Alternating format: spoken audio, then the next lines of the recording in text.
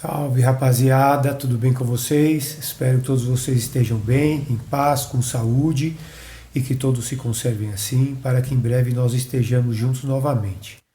Dando continuidade ao estudo das funções, hoje nós vamos ver a função polinomial do segundo grau, também conhecida como função quadrática. O que vem a ser uma função do segundo grau ou uma função quadrática? Tudo que nós vamos estudar nessa aula não se esgota aqui, né? Até mesmo porque o estudo da função quadrática é muito extenso.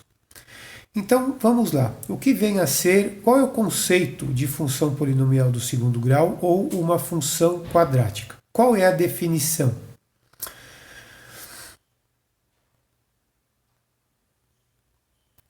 Definição é toda função escrita na forma f de x igual a vezes x ao quadrado mais b vezes x mais c, onde o a, o b e o c são os coeficientes numéricos da função, pertencentes ao conjunto dos números reais.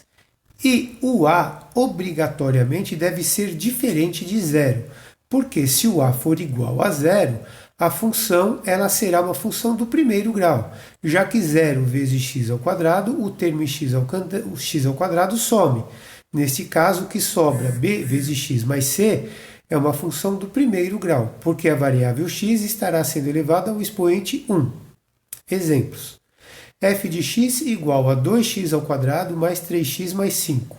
O número que multiplica o termo em x ao quadrado é o a, o que multiplica o x é o b, e o número que está sozinho, a constante, é o c. Neste caso, então, o a é igual a 2, o b é igual a 3 e o c é igual a 5. Na função y igual a x ao quadrado mais 3x menos 4, o a é igual a 1, o b é igual a 3 e o c é igual a menos 4. Na função f de x igual a menos x ao quadrado mais 9x, o a é igual a menos 1, o b é igual a 9 e eu não tenho a parte constante, portanto o c vale 0. Na função f de x igual a x ao quadrado menos 81, neste caso o a é igual a 1, eu não tenho a parte bx, então o b é igual a 0 e o c é menos 81. E na função f de x igual a menos x ao quadrado, eu só tenho o termo x ao quadrado, que já é suficiente para eu ter uma função do segundo grau. Neste caso, o a vale menos 1, o b vale 0 e o c também. Ok? Muito bem. Então, é muito importante que vocês saibam identificar corretamente os coeficientes numéricos da função quadrática, pois deles vai se fazer necessário o tempo todo. Ok? Raízes ou zeros de uma função polinomial do segundo grau. As raízes ou zeros da função polinomial do segundo grau nada mais é do que os valores da variável x que fazem com que a função seja igual a zero. Ok? Muito bem. Então vamos lá. Maneiras para determinar as raízes da função quadrática. A primeira maneira é pela fórmula de Bhaskara. X é igual a menos b, mais ou menos b, a raiz quadrada de b ao quadrado menos 4ac dividido por 2a, onde a expressão que se encontra dentro da raiz quadrada é o discriminante, representado pela letra grega delta. O discriminante vai discriminar quantas raízes terá a função. Quando ele for maior que zero, a função terá duas raízes pertencentes ao conjunto dos reais diferentes. Quando for igual a zero, duas raízes pertencentes ao conjunto dos reais iguais. E quando o discriminante for menor do que zero, a função não terá raízes pertencentes ao conjunto dos reais e o conjunto solução será vazio. Ok? É isso aí, pessoal. Vamos lá. Relações de Girardi. O que são as relações de Girardi? As relações de Girardi são duas relações de soma e produto das raízes. A soma das raízes é dado pela fórmula x1 mais x2 é igual a menos b sobre a, e o produto das raízes x1 vezes x2 é igual a c sobre a. As relações de Girardi é importante, mas não suficiente para nós determinarmos todas as raízes das funções do segundo grau. Tá? Exemplos. Determinar as raízes das funções abaixo.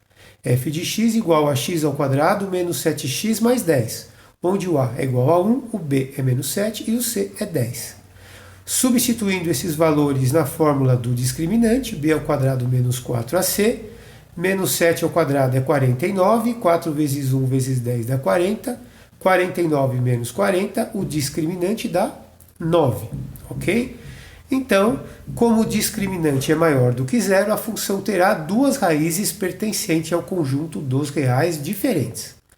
O x1 diferente do x2. Então, vamos utilizar a fórmula de Bhaskara para encontrá-las, ok? Então, utilizando a fórmula de Bhaskara, o x1 menos o b, que é menos 7, menos vezes menos dá mais, 7, mais a raiz de 9, que é 3, 7 mais 3, 10. 2 vezes 1, 2, 10 dividido por 2, 5.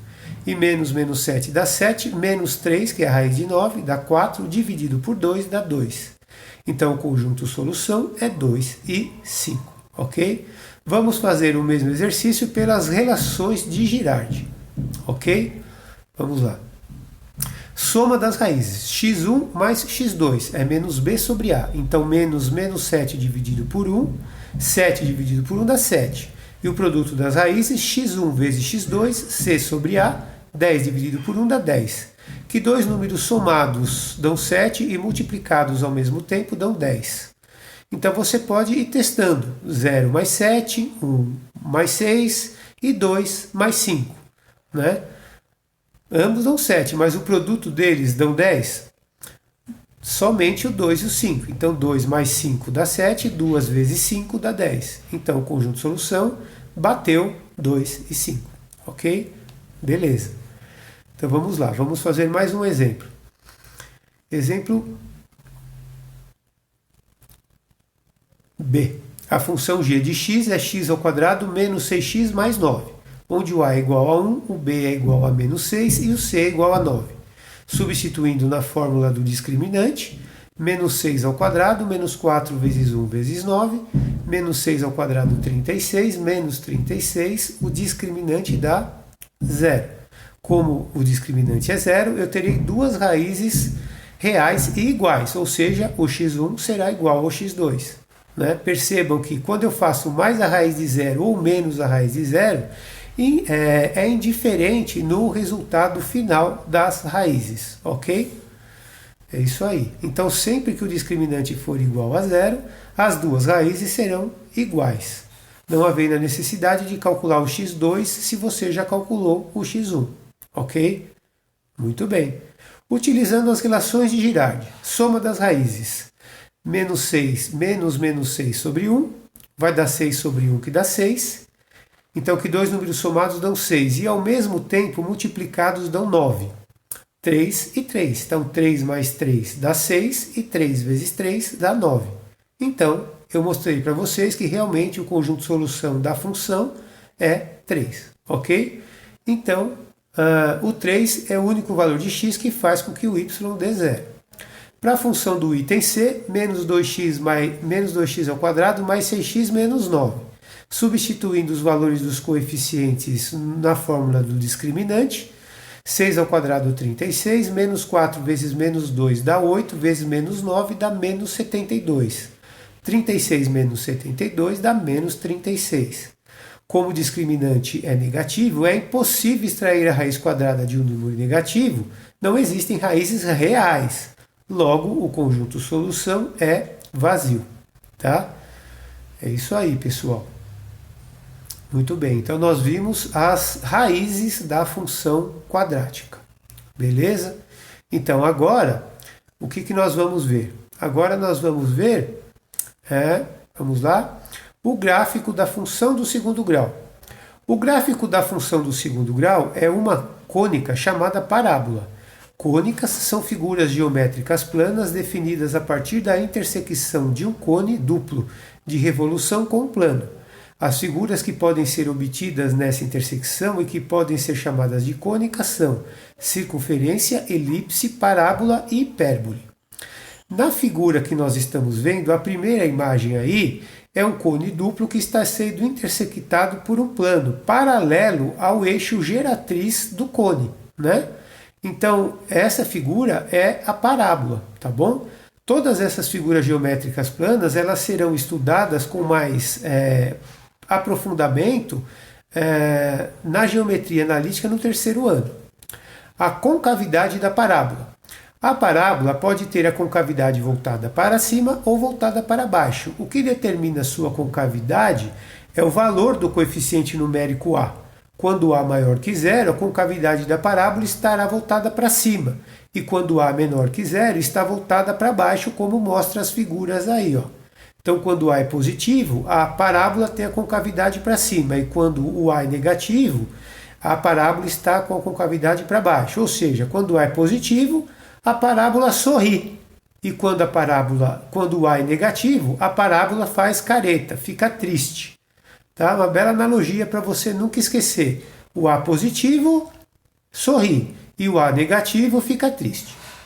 Pontos de intersecção da parábola com os eixos. A parábola intersecta o eixo das ordenadas no valor do coeficiente numérico c da função. A parábola intersecta o eixo das abscissas nas raízes da função das seguintes maneiras. Primeira maneira, quando o discriminante for maior do que zero.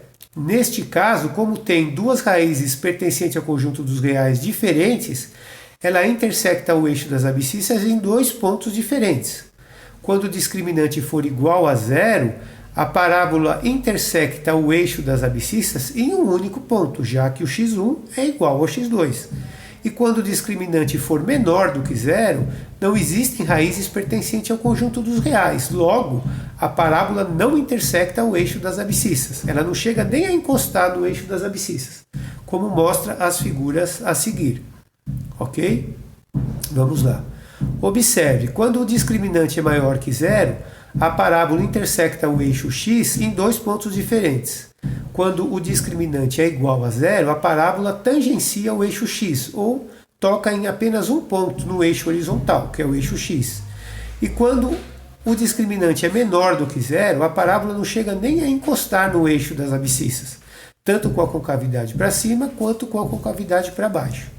O que vem a ser o vértice da parábola? Podemos entender como vértice da parábola o ponto de retorno da parábola e suas coordenadas podem ser calculadas utilizando os coeficientes numéricos da função quadrática da seguinte forma. A abscissa do vértice xv é menos b sobre 2a e a ordenada do vértice é menos delta sobre 4a. Quando a concavidade da parábola está voltada para cima, a função tem um ponto de mínimo. E quando a concavidade da parábola está voltada para baixo, a função tem um ponto de máximo. E ambos são dados pelos vértices da parábola, pelas coordenadas do vértice. Observe na imagem da esquerda que a concavidade da parábola está voltada para baixo. Neste caso, o vértice é ponto de máximo. Na figura da direita, que é a concavidade voltada para cima, o vértice representa o ponto de mínimo da função. Em ambos os casos, as coordenadas do vértice elas fornecem o ponto de máximo e o ponto de mínimo da função.